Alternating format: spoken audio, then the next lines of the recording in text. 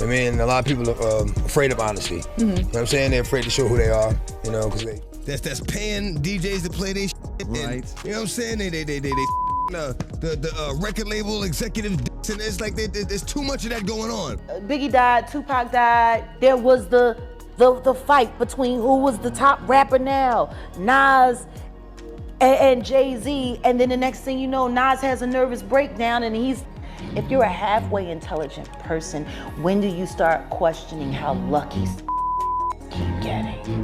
Right.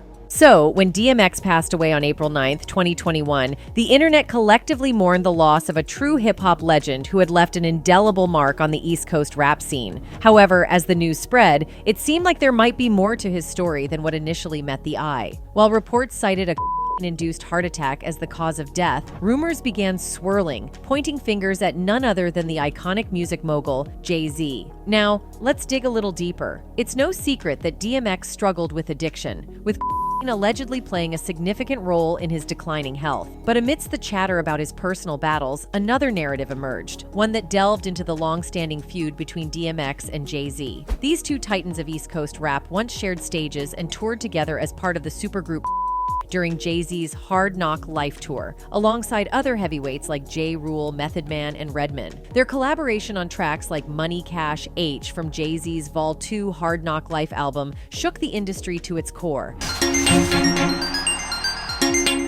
have caught up with quite possibly the most important tour of the year, the Hard Knock Life Tour. Yet behind the scenes, their relationship was far from harmonious. From their early days battling it out in the Bronx, to later clashes fueled by ego, DMX and Jay Z's competitive spirit often overshadowed their immense talent. Rough Riders, the powerhouse entertainment company that once managed DMX, also known as Darkman X, shed light on this dynamic during a candid hour-long interview on The Breakfast Club on Power 105.1. Wah, D, and Siobhan Dean of Rough Riders didn't hold back, acknowledging the deep-seated competition between the two artists as a major obstacle to collaboration, especially when Jay Z took the reins as president of Def Jam in 2004. Remember that legendary pool hall rap battle in the Bronx where Jay Z and DMX famously squared off in the early 90s? Well, according to Rough Riders, even though they called it a tie, the tension lingered long after the rhymes were spit. We called it even because both of them were dope. X felt like he took it, Hov thought he did. So there was always this animosity in the air, Rough Riders spilled in their interview.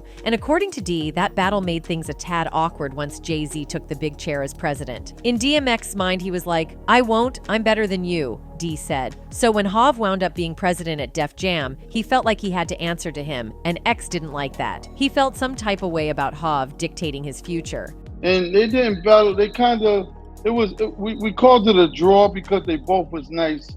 So we said, all right, it's a draw. X felt like he won, Hov gonna feel like he won. So it was an animosity there always, verbal, but it was just in his mind like, I won, I'm better than you. So when Hov wound up being the president of Def Jam, he felt that he had to answer to him, and X ain't like that. Fast forward a bit, and DMX eventually parted ways with Def Jam, opting to ink a deal with Columbia Records in 2006. Now, rap are as common as sneakers in the hip-hop world, but the idea of Jay Z having a hand in DMX's downfall might not be as far-fetched as it seems. After all, this isn't the first time Ol Hov has been accused of playing dirty for his own gain. Just take Jaguar Wright's word for it. She's been dropping truth bombs for years. In one interview, she recalled her first encounter with Jay Z back when he was just another hungry MC trying to make it in New York. Apparently, he was rolling with Big L, who was on the verge of blowing up, but then suddenly, Big L's star faded, and Jay Z's rose to prominence. Coincidence? Jaguar doesn't think so. He showed up as that was with Big L. Yes. Big L was who put Jay Z on. And then Big L died, and then the next thing you know, Jay Z. And then there's that whole saga with Notorious Big and Tupac. Remember when Jay Z was cozying up to Biggie and Diddy, building a solid rapport? Well, after Biggie and Pac's tragic death, it all turned into a showdown between Jay Z and Lil Nas, with Jay seemingly coming out on top. Jaguar raises a valid point. How many times can one person get lucky before you start scratching your head and wondering what's really going on? Biggie died, Tupac died. There was the fight between who was the top rapper now, Nas and Jay Z, and then the next thing you know, Nas has a nervous breakdown. If you're a halfway intelligent person, when do you start questioning how lucky keep getting.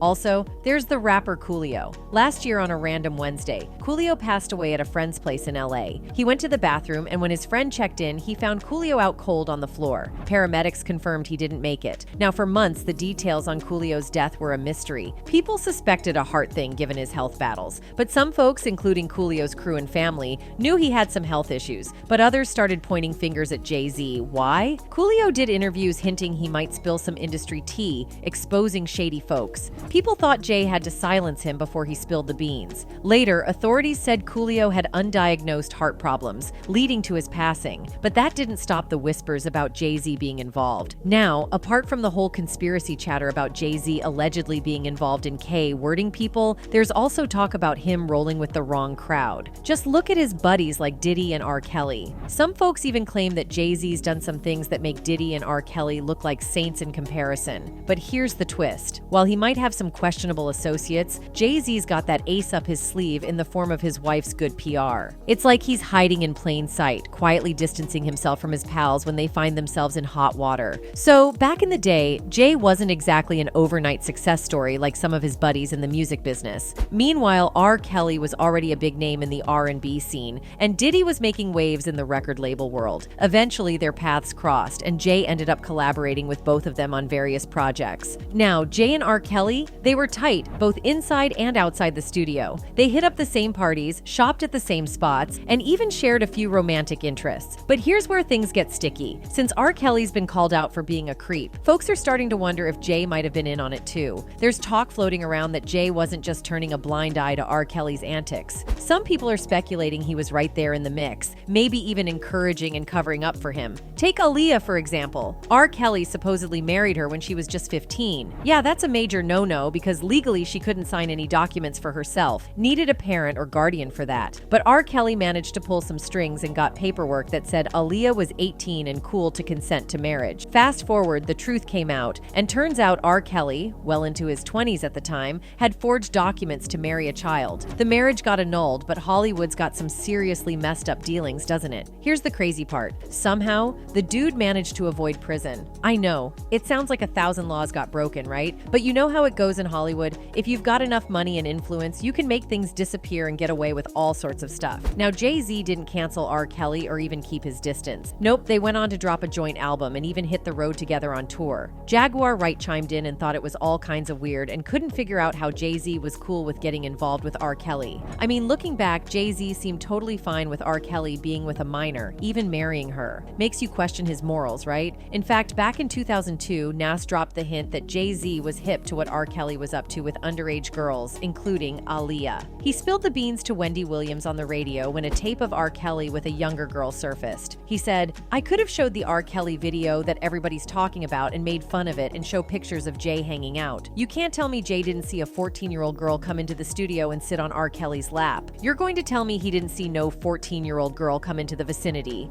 You can't tell me Jay didn't see a 14-year-old girl come in the studio and sit on R. Kelly's lap. No.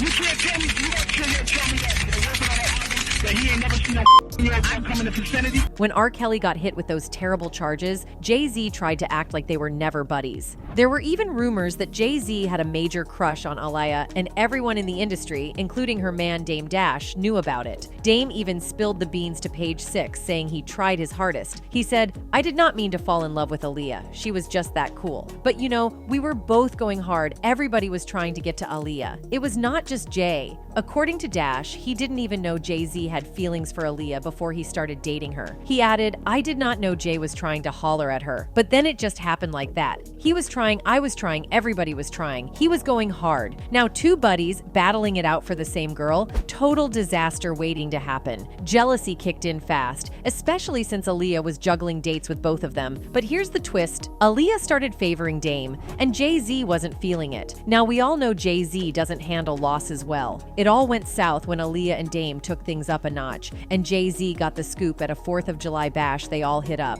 Jaguar Wright spilled the tea, backing up Dame's story. Allegedly, Jay Z got his revenge game strong by wrecking Dame's business and selling him out, all because Dame got the girl. I think everybody that knows Sean Carter knows that he will slump anyone in any relationship for $1. Look at how he did Dame, but to do it the way he did it,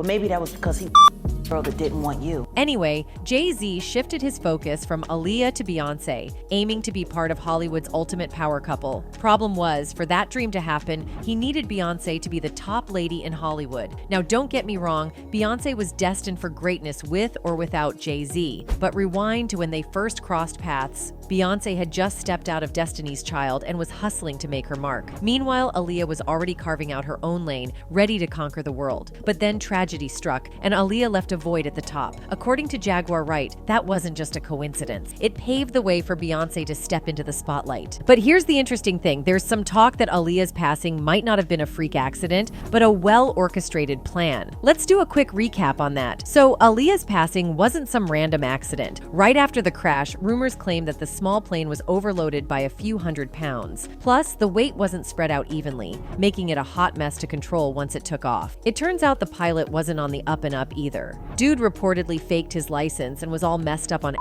and who knows what else. When the accident went down, Aaliyah wasn't even keen on hopping on that plane. She straight up voiced her worries about getting on the plane. There was even a witness. Kathy Lindoli spilled the details in her book, Baby Girl, better known as Aaliyah. So there's this 13-year-old Kingsley Russell, whose fam runs a taxi hustle in the Abaco Islands. Back on August 25th, 2001, he's rolling with Aaliyah as her squad heads to the airport for her flight back to the US. And get this, when Aaliyah peeped the plane, she was like, no, turned around and headed back to the cab, as told by Kingsley. So after Aaliyah backed out and headed to the cab, someone from her crew came back to check on her. Kingsley spilled the tea, saying Aaliyah kept voicing her worries about the plane, and apparently they handed her a sleeping pill and she knocked out. Even with her earlier concerns, they still carried her from the taxi onto the plane while she was passed out. Now, fans always say Jay Z and R. Kelly are in the know about what really went down with Aaliyah. And considering their tight friendship with Diddy, he might have the scoop too. Maybe they even cracked a laugh and carried on.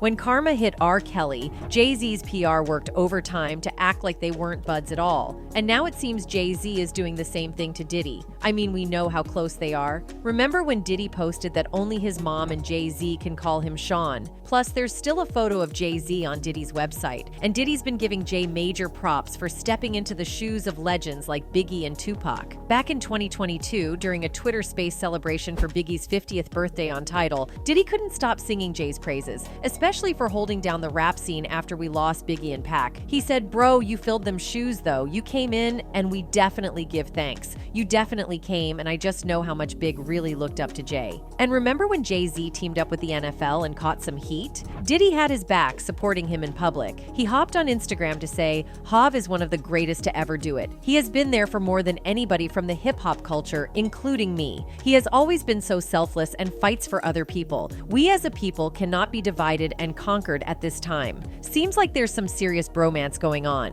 Jay Z even narrated a video montage for Diddy's Lifetime Achievement Award at the 2022 BET Awards, calling him an inspiration to all those kids starting from scratch. But here's where it gets tricky. People are out here claiming Jay Z might throw Diddy under the bus because of all the heat he's getting from the public, when he is also doing the very same thing Diddy did. Let's take Foxy Brown as another example. Rumors are that Jay started G-wording her when she was about 14. Supposedly, they ended up getting involved when she was 15, and he was a 24-year-old dude making waves with LL Cool J's I Shot Ya remix. Foxy was doing her thing in the music world, teaming up with big names, but the one that stood out was Jay Z. They hit us with their first major duet, Ain't No N, on the Nutty Professor soundtrack in '96. And those lyrics had everyone raising eyebrows. Ain't no N like the one I got. No one can F you better. Sleeps around, but he gives me a lot. Like, why was a 15-year-old singing those explicit lines? But Jay Z eventually decided to address these rumors in one of his songs, Picasso Baby, where he said, "I never stuck my C in the Fox's box, but damn if I ain't open up Pandora's box. They try to slander your man on CNN and Fox. But my Mirandas don't stand a chance for cops. Even my old fans like, old man, just stop." And turns out Foxy wasn't too thrilled about it. She'd been telling Jay to let the rumors slide, and in an interview, she spilled the beans, saying she was definitely shocked when he dropped that line. According to Foxy, they had a history beyond just music, and they used to laugh off those rumors. And there's also Tierra Marie. Before she was on Love and Hip Hop, she was in the mix at Def Jam with Jay Z. He was all about her, calling her the princess of the label and the first lady of the rock. Fast Fast forward to the night of her prom, he does a 180 and drops her from the label with zero explanation. Jay Z told Tierra Marie she was getting the from Def Jam because her debut album didn't do well, right? But the numbers don't add up. Her album sold 69,000 copies, hit number 5 on the Billboard 200, and snagged the second spot on the R&B and hip-hop albums chart. That's not bad for a debut, but Jay-Z's playing it off like it's a major flop, giving her the boot with no clear explanation. Now here's the twist. Rihanna drops her debut a couple of weeks later, also selling 69,000 copies, but her album charts lower at number 10. Now by the logic Jay-Z used with Tierra, Rihanna should have been in the same boat, right? But no, Rihanna's still standing. Why? Well, according to the rumors, the not-so-secret sauce is that Jay-Z was supposedly getting cozy with Tierra at the time, even though she was still in high school. Also, a blind item spills the beans that L.A. Reid allegedly got in the mix first, hooked up with Tierra, then supposedly passed her to Ray J, who in turn passed her along to Jay. Yeah, it's all kinds of messed up, especially considering she was a minor at the time. Hold on, there's more? Ray J and Tierra went public in 2006, right after Jay-Z dropped her. She was 18 and he was 25, but rumors were floating around that their thing started way before she hit legal age. Now here's where Jay-Z's story starts to crumble. If her first album was such a train wreck that he was ready to her, why on earth was she working on a second album? Well, according to the blind item, the real reason Jay-Z dropped her wasn't about album stats. It was because Ray J wanted Tierra all to himself and got jealous that Jay-Z was in the mix. Rumor also has it Beyoncé caught wind of the affair and put her foot down, demanding Jay-Z cut ties with Tierra completely. Now Jay-Z's solution wasn't just dropping Tierra from Def Jam. He went all out and blacklisted her from the industry, making sure nobody would give her a shot. No wonder Tierra's career tanked after leaving Def Jam. It's a head-scratcher because she had the talent, no doubt. Her debut album even hit the top 5 on the Billboard Hot 200. But according to L.A. Reid, Beyoncé played a big role in the label shifting attention to Rihanna and giving Tierra the Reid said, "We had an in-house company showcase, and Beyoncé happened to be there with Jay Z, Tierra Marie, Rihanna, a 4-girl group called Black Butterfly, and Neo performed. At the label, we thought Tierra Marie would be a big star. We spent more time on her, did more work on her, paid more attention to her. A bell went off for me, however, when after the showcase, Beyoncé came up to me and said, 'That Rihanna girl, she's a b'." And the truth is I was paying a little more attention to her than I was to Rihanna. After the showcase, you know, Beyonce just gave me one of those looks and he said, "That Rihanna girl, she's a b***." And she looked away. Now, we're not about to throw shade at Queen Bee, but let's dive into this. Beyoncé was already the bigwig in Hollywood at the time, so her words held major sway. She had to know dropping a comment like that would steer L.A. Reid's ship. Props to her, though. She played the game so smoothly that L.A. Reid didn't even clock he was being played. We all thought she was just giving her man Jay-Z's artist Rihanna a boost because Jay-Z personally signed her to Def Jam. Turns out, the real deal was she was trying to clear the field for her man by taking out the competition. Allegedly, of course. And speaking of Queen Bee, let's dive into those rumors about Jay-Z supposedly and pulling the strings in their marriage. The streets are buzzing, saying they hooked up when she was 18 and he was 30. But Jay-Z's telling a different story, claiming they didn't start dating until she hit 20 and he was 32. Still, it's a head-scratcher since Beyoncé herself spilled the tea, saying they met when she was 18. In her words, "I was 18 when we first met, 19 when we first started dating. There was no rush. No one expected me to run off and get married." Fair enough, she wasn't underage, but there's still a 12-year gap there and she was a teenager. Then there's also the fact that Jay-Z was Beyoncé's first real relationship. She's been upfront about how her teenage years were all about the hustle. She said, "My teenage years were about the grind. My energy went into Destiny's Child and the dream of getting us a record deal and becoming musicians. If something wasn't helping me reach my goal, I decided to invest no time in it. It didn't feel like I had time to kiki or hang out. I sacrificed a lot of things and ran from any possible distraction." So not only was Jay-Z 12 years older, but Beyoncé was also pretty green when it came to relationships. Hold up, there's more to this Jay-Z and Beyoncé saga.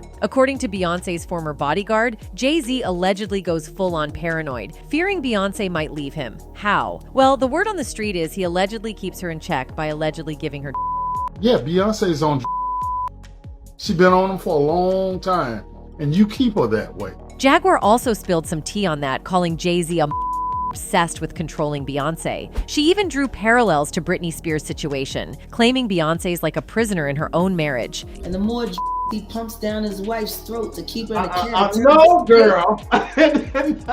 Not my beautiful Beyonce. Y'all talking about free Britney. Y'all need to be doing a campaign that say free Beyonce. And Jaguar wasn't finished airing out Jay-Z's laundry. She recently went on record saying he's worse than Diddy. And you know the kind of wild allegations that circulate around Diddy. So if Jaguar's saying Jay-Z takes the cake, you've got to wonder what's really going on behind the scenes. She claims Jay-Z's just than Diddy, keeping his business tighter and avoiding the spotlight. Also about how Jay-Z is quietly stepping back from being buddies with Diddy and leaving him to face the heat in the public eye, all while doing his own thing on the low. Sean Carter is worse. Uh-oh. Oh, man.